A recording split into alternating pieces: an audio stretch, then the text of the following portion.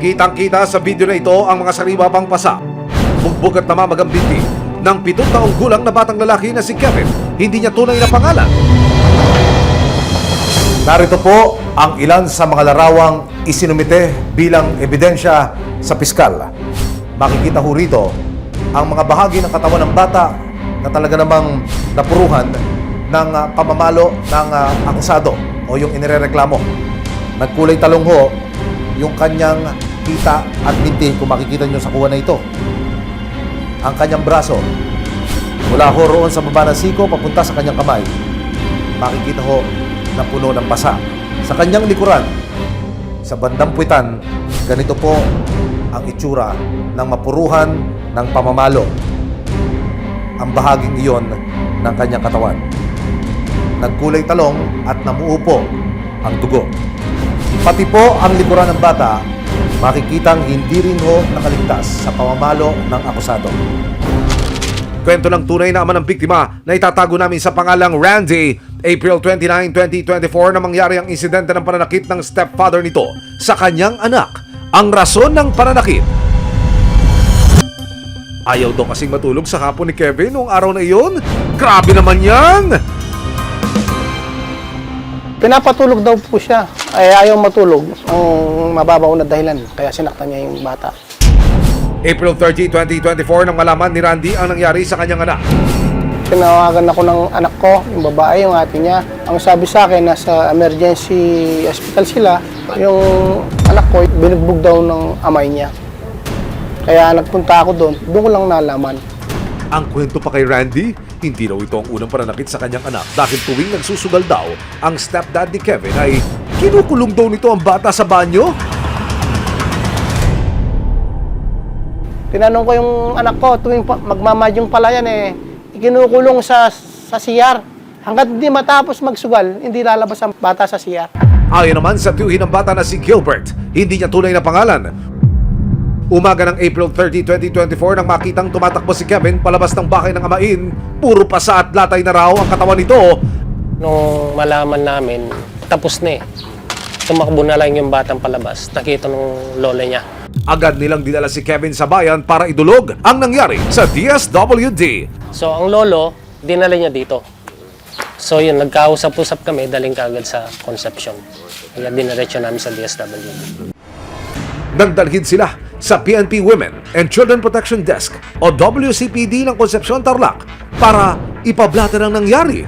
Pinuntahan ng mga pulis ang amain ni Kevin pero tila nag-disappear na raw ito. Pagkakuha ng informasyon, pumunta kaagad yung ating investigador at saka WCPD para maimbestigahan yung kaso. Pero nung time na yon, yung suspect ay wala na po doon sa kwan dahil sabi nila tumakas daw. Nung time na naganap yung krimen. Nakapareham ng resibo si Kevin at sa gabay na rin ng kanyang ama, kinumusta namin siya 1 linggo matapos ang insidente ng pananakit ng kanyang amain. Magpapakwento lang ako ha. Ano ba nangyari anak? Pinalo po ako. Madalas niya bang gawin ito? Opo. Kapag tanghali po, Bakit kanya pinapalo? di po ako natulog. Anong ginagamit niya anak? Kamay lang o may ginagamit siya iba? May ginagamit po sa iba.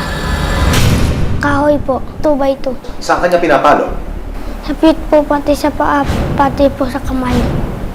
Pati po sa mukha po. Sabi ko po, itigil mo na po, ibigyan mo na po ako. Ay, sa ayaw-ayaw po pinapayo ako. 2 taon na raw nakatira si Kevin sa kanilang tatay-tatayan simula na maghiwalay ang kanilang mga magulang. Isang OFW o Overseas Filipino Worker ang kanilang ina. Kaya ang bago nitong partner ang araw-araw ng kasama ni na Kevin. Kikita ko lang po siya dito pag pumunta ako, nakakausap. Pag may oras po ako, kahit na nasa malayong lugar po ako, pinapadala ko po sila sa akin. Binibigay ko naman po yung makakaya ko. Ayon sa medico legal, moling o labis na pambubugbog ang sinapit ng munting katawan ni Kevin. Sa tulong ng barangay, sinubukan ng resibo na makapanayam ang amain ni Kevin. Kaya pinatawag ko kayo.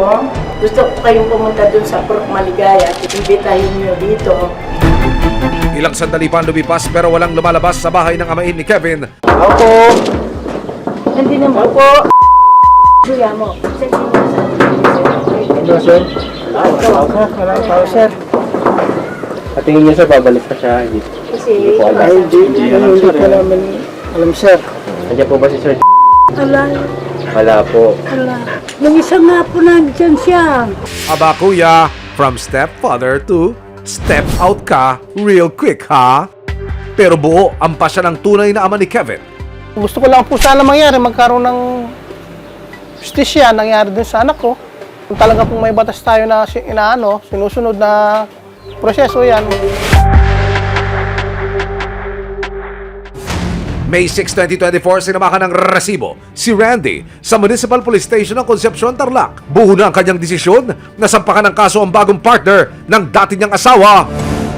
Sinampahan niya ito ng kasong paglabag sa Section 10 ng Republic Act 7610 o Act Providing for Stronger Deterrence and Special Protection Against Child Abuse.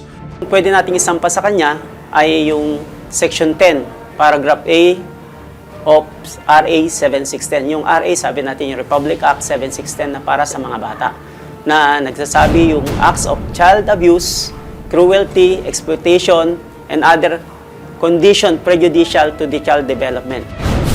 Babalik po ako sa police station para po makakuha ng regular filing po sa kaso ng bata.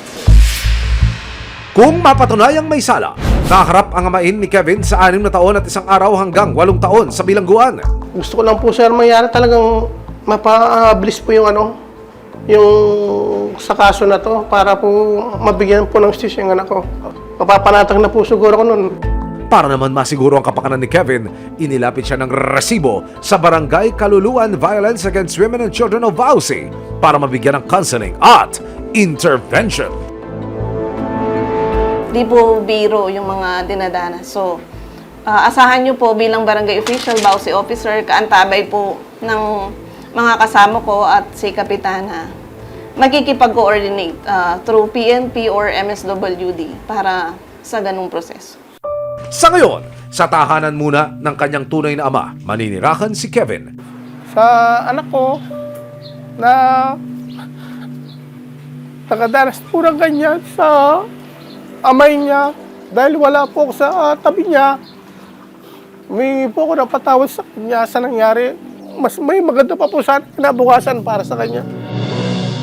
Ayon sa barangay, mukhang nasa mabuting lagay na si Kevin ngayon at pagtutulungan nila ng mga pulis na masigurong wala nang mangyayaring masama sa bata.